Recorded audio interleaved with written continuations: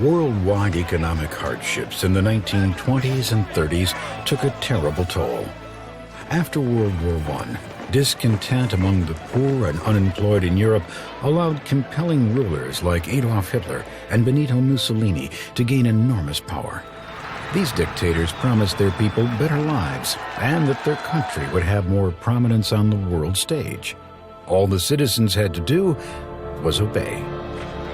Similarly, the nationalistic military leaders of Japan convinced their citizens that Japan should expand her territories and ultimately rule over the entire Far East. The resulting war would not mean better lives for the people of Europe or Asia. Instead, millions were killed and injured in battle, while millions more perished due to hunger, torture, and racial and ethnic prejudice. America hopes. Initially, Americans were not willing to get involved in the conflict overseas, but ultimately, the United States would have to play a deciding role in ending World War II.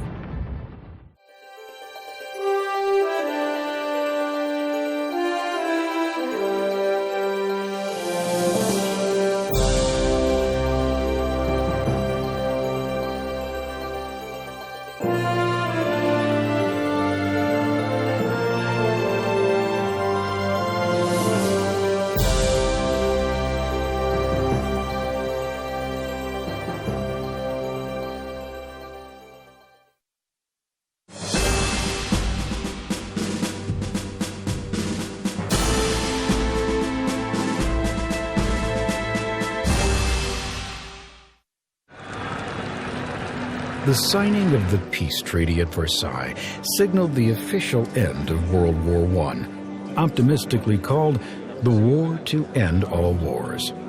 But even during World War I, President Woodrow Wilson had feared the war was more about power and territory than peace.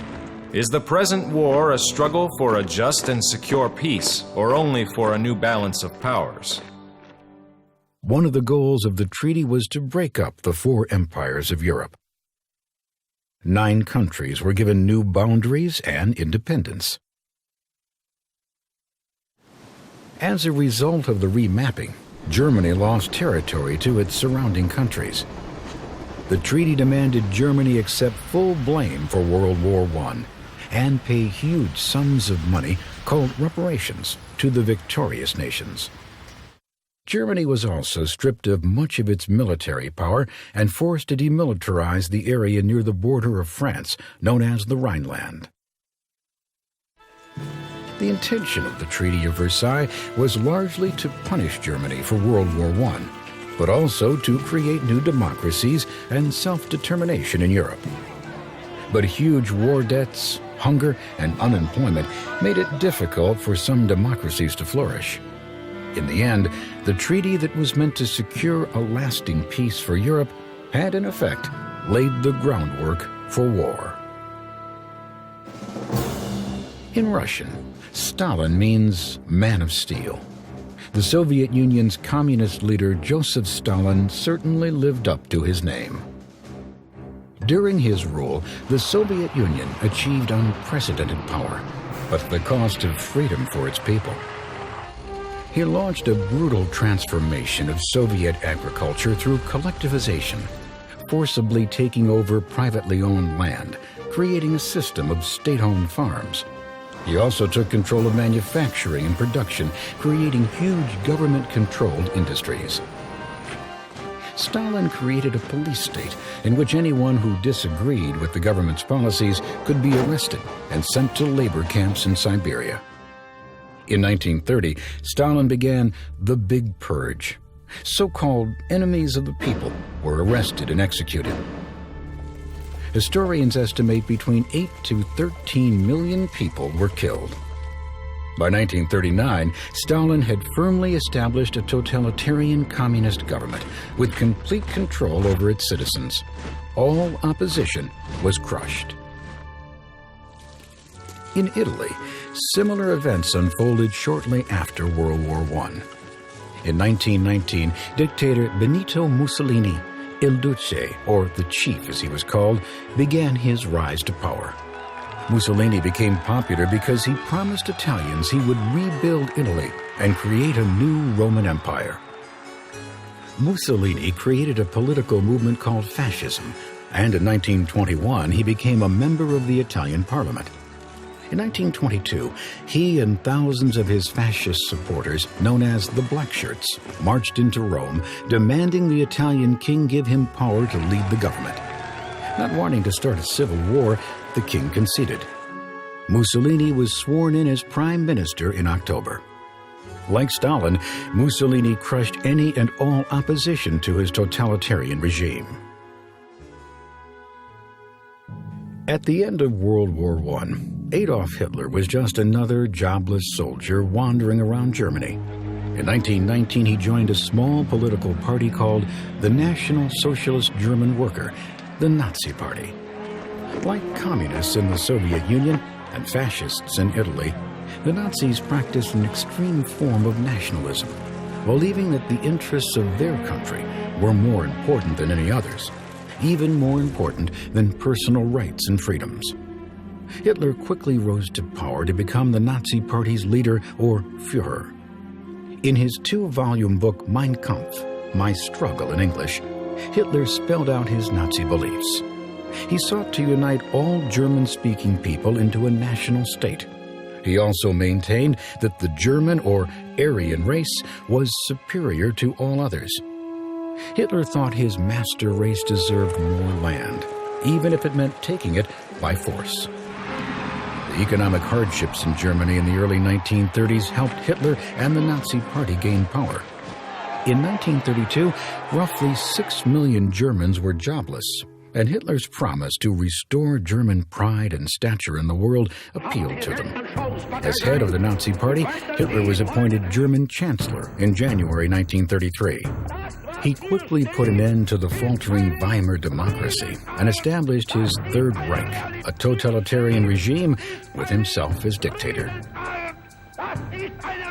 Hitler capitalized on hate and racism, blaming Jews for the economic problems plaguing Germany. Jews were ousted from government positions and certain professions, and barred from the use of public facilities. They were isolated and forced to wear a yellow Star of David. The discrimination escalated in November of 1938. Rampaging mobs attacked Jews in the street, in their homes, and at their places of work and worship. Nearly 100 Jews were killed, more than 1,000 synagogues burned, and over 7,000 Jewish businesses were destroyed. This came to be called Kristallnacht, or Night of Broken Glass. Jewish property was seized, and Jews, Gypsies, and other groups considered unfit for Hitler's master race were sent to concentration camps. Over the course of the war, 6 million Jews and 5 million others were murdered by the Nazis. This became known as the Holocaust. The extent of the horrors of the Nazi concentration camps would not be fully realized until the war ended in 1945. Though the young Emperor Hirohito led Japan, the true power during the 1930s was in the hands of the Japanese military. The country was gripped in a frenzy of nationalism, and like Germany and Italy, desired more land and resources for its growing population. In a surprise attack, September 1931, Japan invaded the Chinese province of Manchuria.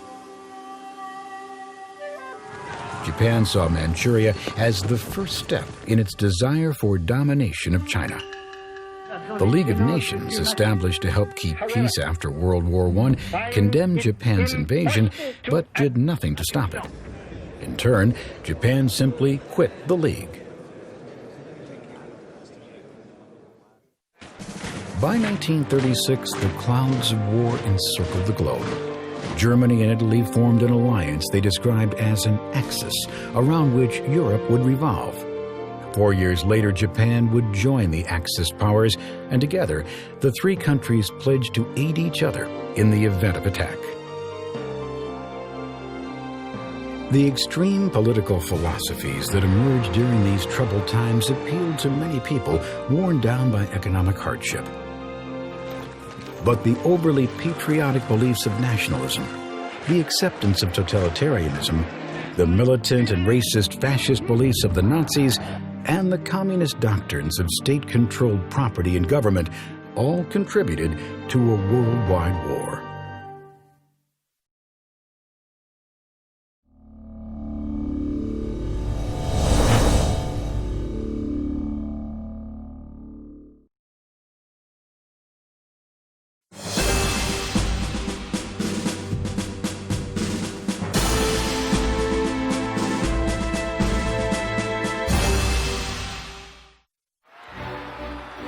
In 1935, Benito Mussolini sought to distract the Italian people from their troubles at home by creating a war abroad.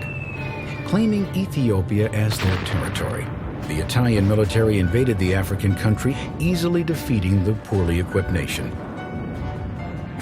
The following year, civil war erupted in the democracy of Spain between forces loyal to the government and those supporting fascist dictator Francisco Franco. The United States and the Soviet Union supported the loyalists, while Germany and Italy aided the fascists. These alliances were a preview of the coalitions that would form during World War II. Meanwhile, in defiance of the Treaty of Versailles, Adolf Hitler began to rebuild the German military.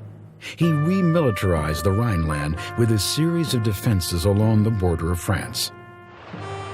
The League of Nations did nothing to respond to Hitler's enormous buildup of military might. Emboldened, on March 12, 1938, Hitler annexed Austria, marching over the border and occupying the country with a full-scale invasion. He then demanded Czechoslovakia surrender control of the Sudetenland. Once part of Germany, the Sudetenland was remapped as a territory in Czechoslovakia after World War I. Hitler believed it was the right of the Germans to take this land back. Britain and France had to respond to Hitler's aggression, but they faced a difficult decision. Rather than risk another war with Germany, they signed the Munich Agreement, forcing Czechoslovakia to relinquish the Sudetenland to the Germans. In return, Hitler promised that this would be his last territorial demand. Britain's Prime Minister, Neville Chamberlain, felt appeasement of Hitler was a victory and received a hero's welcome when he arrived home. This morning, I had another talk with the German Chancellor, Herr Hitler. We regard the agreement signed last night and the Anglo-German naval agreement as symbolic of the desire of our two peoples never to go to war with one another again. Not all Englishmen agreed that appeasement was a victory. Winston Churchill, Chamberlain's eloquent political rival and later Prime Minister, chastised Chamberlain and the French Prime Minister. The policy of appeasement failed. Germany soon took over the rest of Czechoslovakia.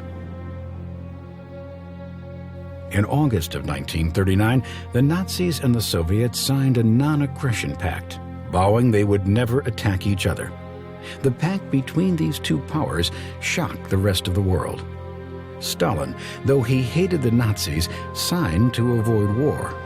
But the non-aggression pact also contained a secret agreement, which allowed the Soviet Union territorial control of the eastern half of Poland and the Baltic states in the event of a war. Later, Stalin would learn a bitter lesson. Treaty or not, Hitler could not be trusted.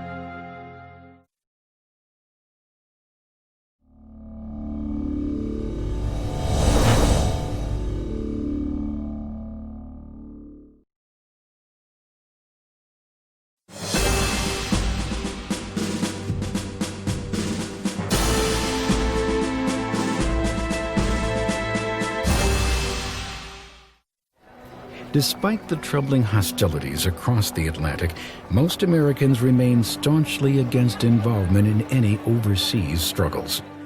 Since the 1920s, America had steered a course of isolationism, staying out of foreign affairs.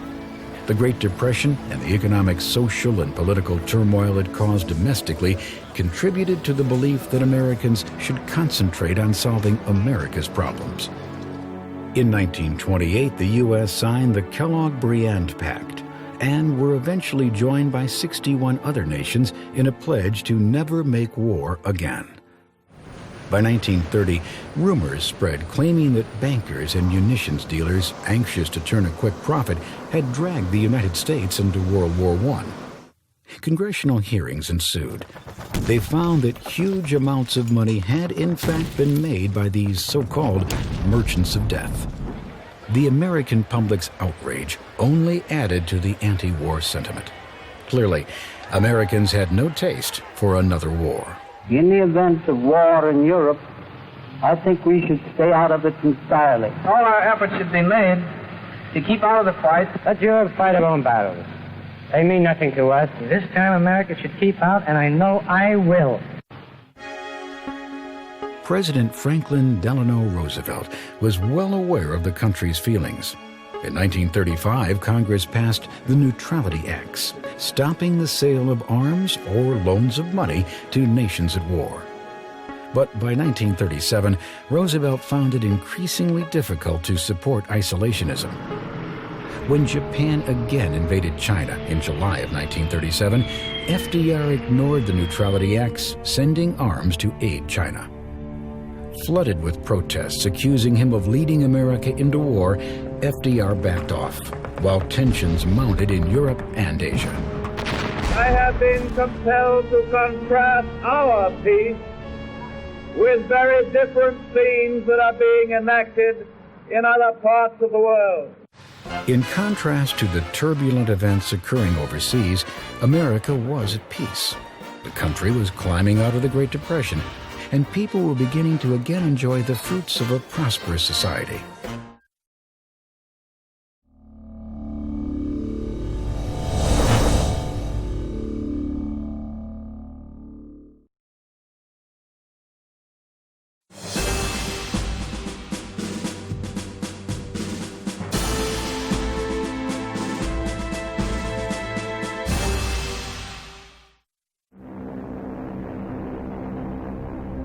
On September the 1st, 1939, Hitler ordered his troops into Poland.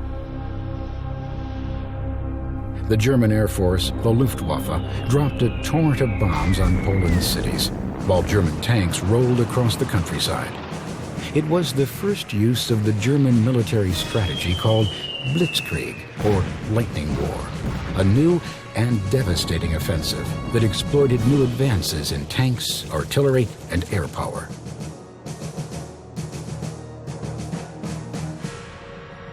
Two days later, both Britain and France declared war on Germany. 2 weeks later, the Soviet Union invaded eastern Poland. World War II had begun. Despite the declarations of war, the next few months saw only an ominous calm settle over the Maginot Line, a labyrinth of defense fortifications along the eastern border of France. French, British, and German troops waited for something to happen. Many began to call this the phony war. As the months passed, however, the Nazis were planning their next acts of aggression. Beginning in April of 1940, the Nazis began their conquest of Western Europe. In a massive demonstration of Blitzkrieg, they invaded Norway, Denmark, Belgium, Holland, and Luxembourg. The Germans ultimately set their sights on the conquest of France. French, British, and Belgian troops were stationed along the entire border of France, including the Maginot Line, though they left one area vulnerable, the Ardennes Forest. The French military believed that the heavily wooded area would be impenetrable to German forces. They were wrong. Hitler sent his tanks smashing through the Ardennes Forest into France, effectively cutting off opposition forces. British and French troops were overwhelmed by the German military offensive into France and retreated to the French coastal town of Dunkirk. Pinned to the sea, hundreds of thousands of troops were trapped. Surrounded by the Nazis, the soldiers seemed doomed. British Prime Minister Winston Churchill appealed for help. Soon, British Navy and civilian boats of all sizes and shapes emerged to form a makeshift flotilla. In less than a week, Fishermen, grocers, tugboat captains, anyone with a seaworthy vessel ferried roughly 340,000 troops to safety across the English Channel. Their heroics saved the soldiers, but they couldn't save Paris. On June 21, 1940, the French capital fell to the Nazis. Hitler dictated his terms of surrender to the French government. Germany had succeeded in conquering Western Europe. Only Great Britain remained. The British people, led by Prime Minister Winston Churchill, were defiant. We shall fight on the beaches, we shall fight on the landing ground, we shall fight in the fields and in the streets, we shall fight in the hills, we shall never surrender. Undeterred by Churchill's rhetoric, Hitler pressed on. In the Battle of Britain, the German Luftwaffe was ordered to bomb England. Between June and September of 1940, German planes pounded British targets. On just one evening alone in mid-August, over 1,000 Luftwaffe bombers invaded the skies over England. Germany soon began concentrating her air fury on the city of London. Londoners found refuge from the Blitz in air raid shelters and underground train stations. Frightened parents sent children out of the city to friends and relatives in the countryside. The attacks were relentless, but despite the overwhelming number of German planes, Great Britain's Royal Air Force, the RAF, fought back courageously. Using newly developed radar technology, the British were able to detect Luftwaffe planes coming over the English Channel. Early warning stations were set up along the English coast to detect the enemy and pinpoint German planes in the sky.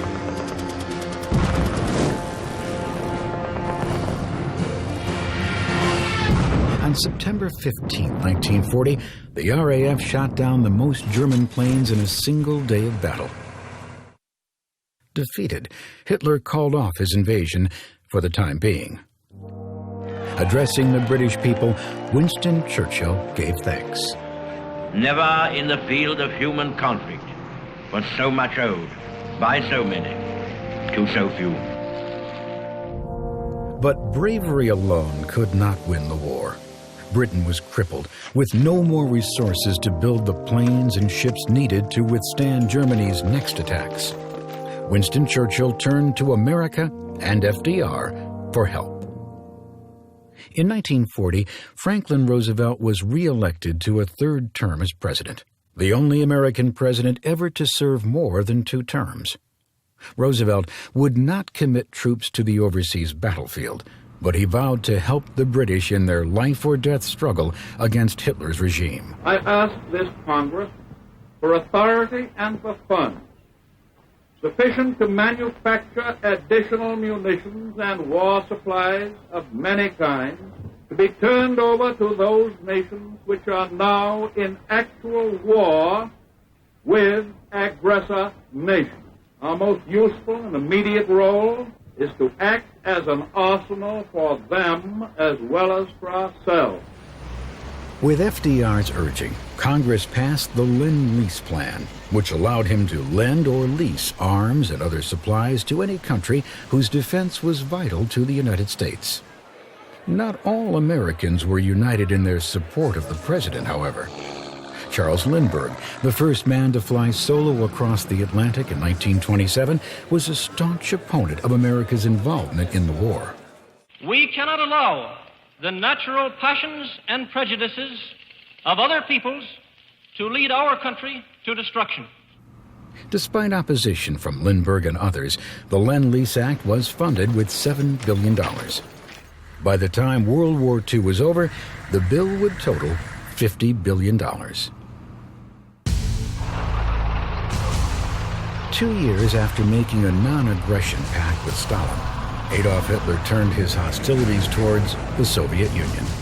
In the summer of 1941, he boldly ordered 3 million German soldiers to invade Russia. Stalin was outraged by Hitler's betrayal, and Russia joined in the fight against Hitler, becoming an ally of the West, if only for the duration of the war. Hitler hadn't counted on the harshness of the Russian terrain and the bravery of the Russian soldiers.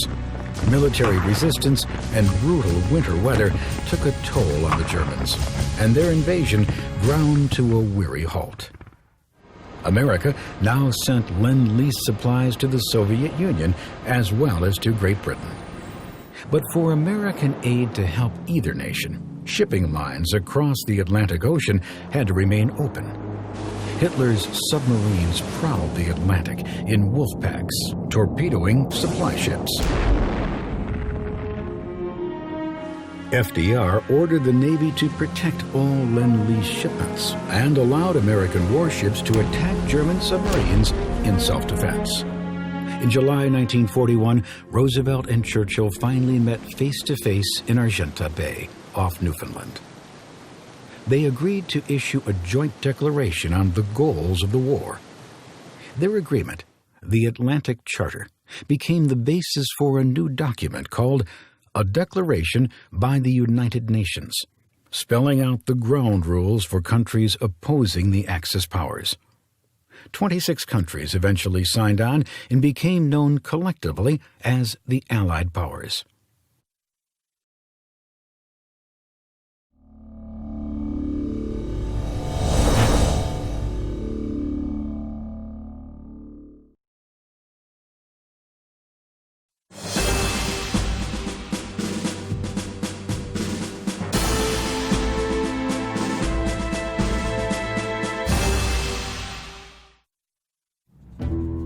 In the same month that Churchill and Roosevelt were meeting in the Atlantic, the Japanese were escalating their aggressions in the Pacific.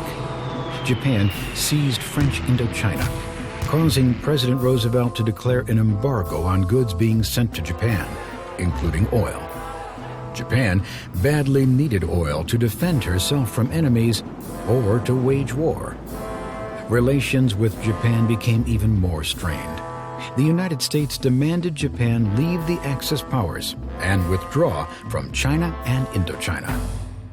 Japan's military leaders assured Emperor Hirohito they would make one more attempt to avoid war with the United States. But as Japan's peace envoy flew to Washington, D.C. for talks on November 5, 1941, the Japanese military prepared for an attack on America. 1 month later, on December 6th, FDR was shown an intercepted message sent to the Japanese negotiators, telling them to reject all American peace proposals. It was obvious. War with Japan was inevitable. December 7th dawned bright and sunny over the American naval base at Pearl Harbor, Hawaii. But shortly before 8 a.m., terror struck from the sky.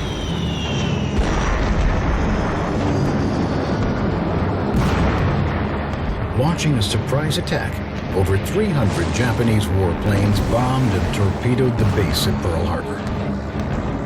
200 aircraft were destroyed and 20 ships sunk or damaged.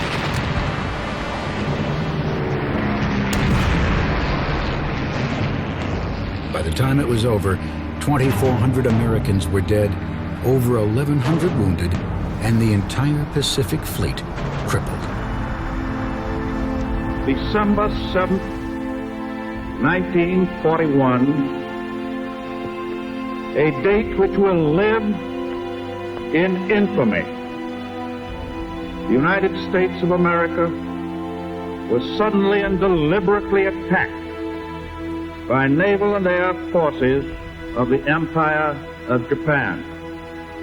Japan has therefore undertaken a surprise offensive extending throughout the Pacific area. The facts of yesterday and today speak for themselves. The raid on Pearl Harbor caused more damage to the U.S. Navy in personnel and equipment than all the losses suffered during the entire First World War. 3 days later, Germany and Italy supported Japan by declaring war on the United States. The attack on Pearl Harbor shocked and enraged the American people. The time for isolation was clearly over. Now it was time for unity. Now, it was time to fight. America's massive investment in ships, tanks, and the materials of war would bring an end to the Great Depression.